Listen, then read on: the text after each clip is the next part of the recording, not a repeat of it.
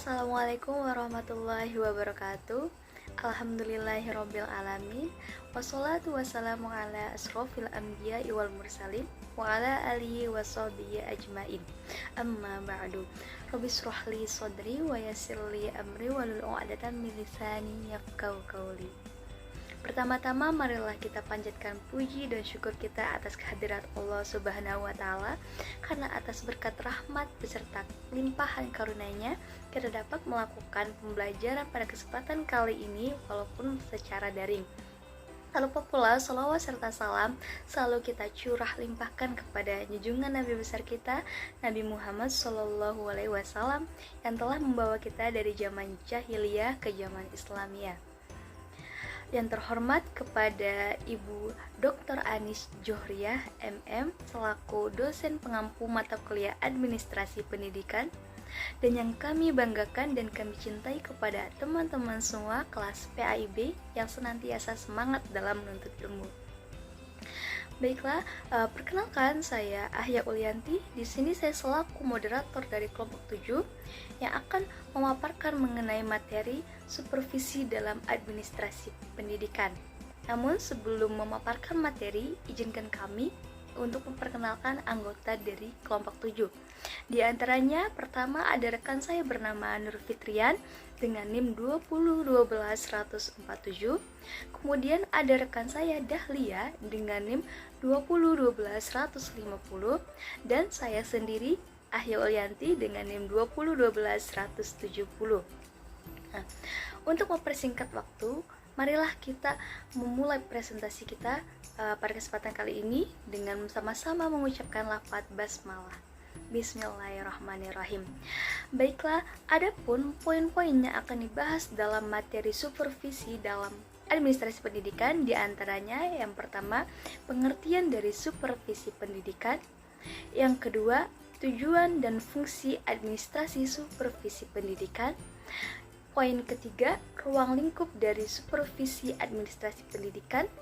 Poin keempat, prinsip-prinsip supervisi administrasi pendidikan. Dan poin terakhir mengenai kepala sekolah sebagai supervisor administrasi pendidikan.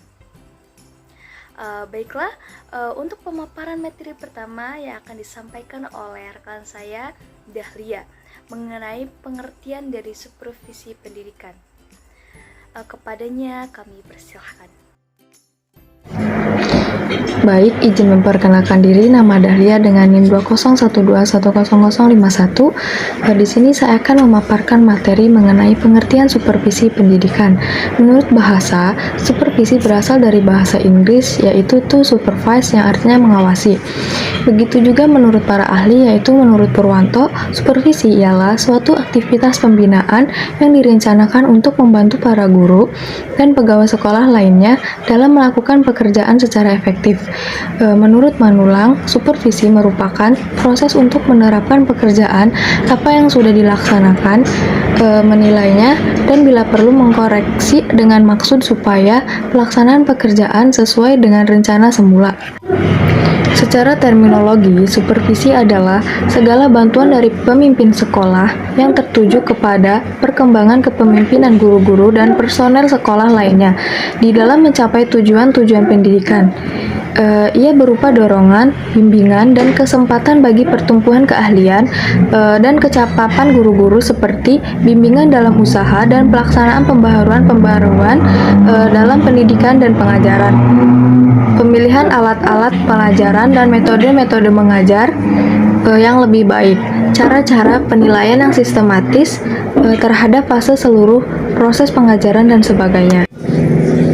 Secara singkatnya, supervisi pendidikan adalah pembinaan ke arah perbaikan situasi pendidikan atau peningkatan mutu pendidikan. Selanjutnya yaitu macam-macam supervisi. Jika ditinjau dari objek yang disupervisi, ada 3 macam supervisi, yaitu supervisi akademik, supervisi administrasi, dan supervisi lembaga. Supervisi akademik yaitu yang menitik beratkan pengamatan supervisor pada masalah-masalah akademik, yaitu hal-hal yang langsung berada dalam lingkungan kegiatan pembelajaran pada waktu siswa sedang dalam proses pembelajaran. Yang kedua yaitu supervisi administrasi, yaitu yang menitik beratkan pengamatan supervisor pada aspek-aspek administrasi yang berfungsi sebagai pendukung dengan pelancar terlaksananya pembelajaran. Dan yang terakhir yaitu supervisi lembaga, yaitu yang menitik beratkan pengamatan supervisor pada aspek-aspek yang berada di sentral madrasah. Jika supervisi akademik dimaksudkan untuk meningkatkan pembelajaran, maka supervisi lembaga dimaksudkan untuk meningkatkan nama baik madrasah dan kinerja madrasah. Mungkin hanya itu yang dapat saya sampaikan. Selanjutnya akan dilanjutkan oleh pemateri selanjutnya. Terima kasih. Baik, saya Nur Fitrian. Di sini saya akan memaparkan materi selanjutnya, yaitu tentang tujuan dan fungsi supervisi administrasi pendidikan. Nah, pertama kita akan membahas tentang tujuannya. Menurut Made Pidarta, tujuan supervisi itu ada 4. Yang pertama, membantu menciptakan lulusan optimal, kuantitas dan kualitas.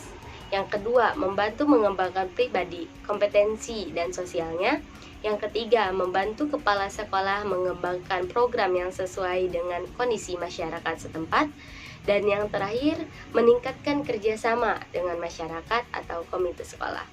Nah, dapat kita simpulkan bahwa tujuan secara umumnya diadakannya supervisi ini yaitu untuk mengembangkan situasi belajar mengajar yang lebih baik dengan cara membantu guru-guru dalam meningkatkan kinerjanya dalam rangka pembentukan pribadi anak secara maksimal.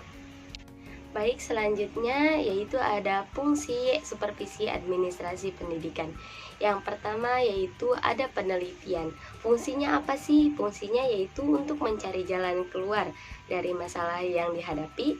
Dan yang kedua ada penilaian, yaitu fungsinya untuk mengukur tingkat kemajuan yang diinginkan.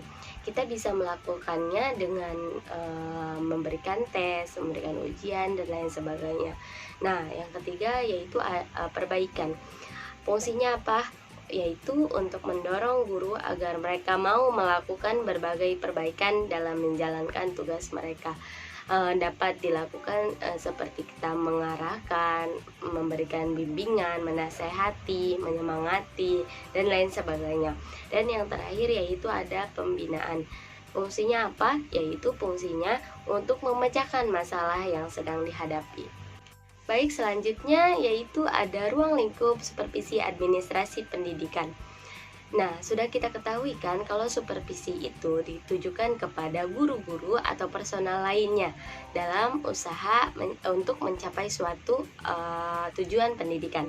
Nah, di sini juga ada ruang lingkup supervisi. Yang pertama yaitu ada supervisi bidang kurikulum, yang kedua ada supervisi bidang kesiswaan, yang ketiga ada supervisi bidang pegawaian, yang keempat ada supervisi bidang sarana dan prasarana, yang kelima ada supervisi bidang keuangan, yang keenam ada supervisi bidang humas, dan yang terakhir ada supervisi bidang ketatausahaan. Baik, mungkin cukup sekian pemaparan dari saya. Selanjutnya akan dipaparkan oleh pemateri selanjutnya. Baiklah, untuk pemaparan materi selanjutnya mengenai prinsip-prinsip supervisi administrasi pendidikan. Adapun prinsip-prinsipnya diantaranya sebagai berikut. Yang pertama ada prinsip ilmiah. Mengenai prinsip ilmiah ini memiliki beberapa ciri-ciri, di antaranya ciri yang pertama yaitu kegiatan supervisi dilaksanakan berdasarkan data yang objektif yang diperoleh dalam kenyataan pelaksanaan proses belajar mengajar. Kemudian ciri yang kedua yaitu untuk memperoleh data tersebut maka diperlukannya alat perekam data seperti angket, observasi, percakapan pribadi, dan sebagainya. Dan ciri yang ketiga yaitu setiap kegiatan supervisi dilaksanakan secara sistematis dan terencana. Adapun prinsip yang kedua yaitu prinsip demokratis, yaitu bahwa servis dan bantuan yang diberikan kepada guru ini seolah-olah dilakukan berdasarkan hubungan kemanusiaan yang akrab dan kehangatan, sehingga guru-guru merasa aman dalam mengemban dan mengembangkan tugasnya. Nah, demokratis ini mengandung makna bahwa menjunjung tinggi harga diri dan martabat guru bukan berdasarkan atas-atasan atau bawahan. Untuk prinsip selanjutnya yaitu ada prinsip kerjasama. Nah, dalam prinsip kerjasama ini yang berarti mengembangkan usaha secara bersama, atau menurut istilah supervisi yaitu sharing of idea and sharing of experience. Nah, dalam prinsip kerjasama ini yang berarti memberi support, mendorong, serta menstimulasi guru supaya mereka ini merasa tumbuh secara bersama-sama. Kemudian ada prinsip yang keempat atau prinsip yang terakhir yaitu prinsip konstruktif dan kreatif. Nah, dengan adanya prinsip konstruktif dan kreatif ini, setiap guru akan merasa termotivasi dalam mengembangkan potensi kreativitasnya jikalau supervisor dalam suatu administrasi pendidikan ini mampu menciptakan suasana kerja yang menyenangkan, bukan hanya sekedar menakut-nakutkan.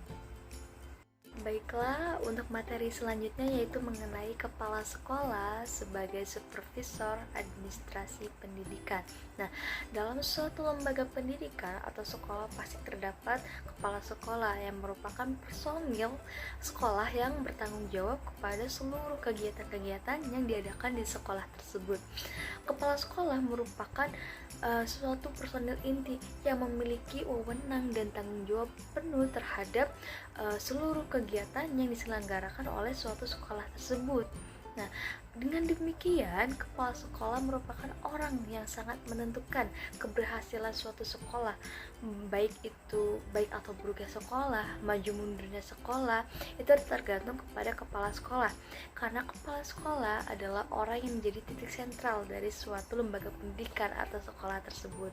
Nah, adapun kepala sekolah sebagai supervisor administrasi pendidikan yang berarti kepala sekolah ini berfungsi sebagai pengawas, pengendali, pembina, pengarah, dan pemberi contoh kepada guru ataupun staf-staf yang ada di lingkungan sekolah tersebut, lingkungan sekolah yang dipimpinnya.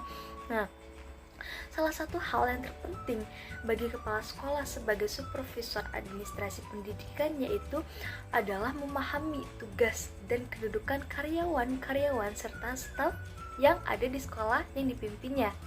Dengan demikian, kepala sekolah bukan hanya mengawasi karyawan dan staf atau guru yang menjalani tugas kegiatannya, tetapi juga ia membekali dirinya dengan pengetahuan dan pemahaman yang luas tentang tugas dan fungsi dari guru, stafnya maupun karyawan-karyawan yang bertugas di sekolah tersebut, agar proses pengawasan beserta pembinaan itu dapat berjalan dengan baik, dengan lancar, dengan benar dan tidak membingungkan.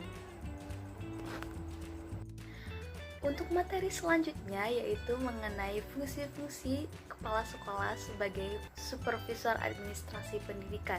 Adapun fungsi-fungsinya yaitu sebagai berikut. Fungsi yang pertama yaitu membangkitkan dan merangsang guru-guru beserta pegawai sekolah dalam menjalankan tugasnya dengan sebaik-baiknya. Fungsi yang kedua yaitu berusaha mengadakan dan melengkapi alat-alat perlengkapan sekolah yang diperlukan bagi kelancaran beserta keberhasilan suatu proses belajar mengajar. Fungsi yang ketiga yaitu bersama guru-guru berusaha mengembangkan, mencari, menggunakan metode-metode belajar mengajar yang lebih sesuai dengan tuntunan kurikulum yang sedang berlaku di sekolah tersebut.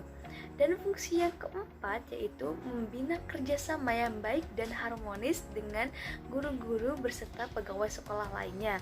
Dan fungsi yang terakhir yaitu berusaha mempertinggi mutu dan pengetahuan guru-guru beserta pegawai sekolah dengan cara antara lain mengadakan diskusi kelompok, menyediakan perpustakaan sekolah, atau mengirim mereka untuk mengikuti penataran-penataran, seminar yang sesuai dengan bidangnya masing-masing, yang bertujuan untuk meningkatkan kualitas atau mutu dari guru-guru ataupun pegawai sekolah yang dipimpinnya tersebut. Baiklah, begitulah pemaparan materi mengenai supervisi dalam administrasi pendidikan, mulai dari pengertian, tujuan, fungsi, ruang lingkup, dan prinsip-prinsip supervisi administrasi pendidikan, dan materi yang terakhir yaitu kepala sekolah sebagai supervisor administrasi pendidikan. Nah, maka dari itu saya selaku moderator mohon pamit undur diri. Mohon maaf apabila terdapat kesalahan maupun kekurangan dalam penyajian materi.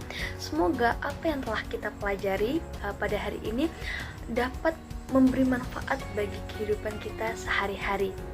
Mungkin itu saja yang dapat kami sampaikan. Sekali lagi kami ucapkan terima kasih. Wassalamualaikum warahmatullahi wabarakatuh.